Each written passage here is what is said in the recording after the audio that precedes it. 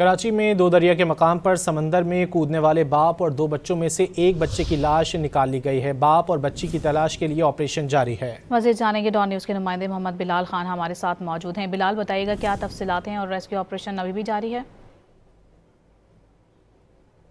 देखिए, गुज़श्ता रोज़ दूदरिया के मकाम से दो बच्चों और एक मर्द के डूबने की इत्तला मिली थी, जिसके बाद ईदी जो रज़ाकार है वो यहाँ पर पहुँचे और तलाश का अमल शुरू किया गया। एक बच्चे की लाश अब से कुछ देर कबल मिल चुकी है, जो कि दो दरिया में ये डूबे थे और उसके बाद अब जो है सीवियो के मकाम से ये लाश जो है वो बरामद हुई है, जिसके बाद मज़ीद जो लाशों का तलाश करने का सिलसिला है वो जारी है। मेरे साथ इस वक्त 7 ईदी मौजूद है, उनसे बात करेंगे।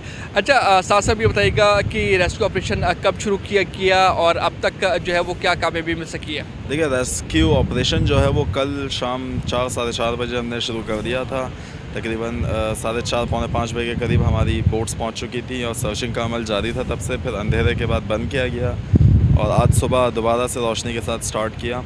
तो रेस्क्यू जहाँ पे 2 पॉइंटों पे हमारी बोट्स काम कर रही हैं, ईमार के साइड पे और जो है चाइना पोर्ट की साइड पे। चांसेस यही है कि वो डेड बॉडीज़ यहीं से निकलेंगी। एक जो डेड बॉडी निकली है वो इसी तरफ से, इसी पॉइंट से निकली है और जो है कोशिश ये है कि आज ही के दिन में दोनों डेड बॉडीज़ बाकी मिल जाएं। जी।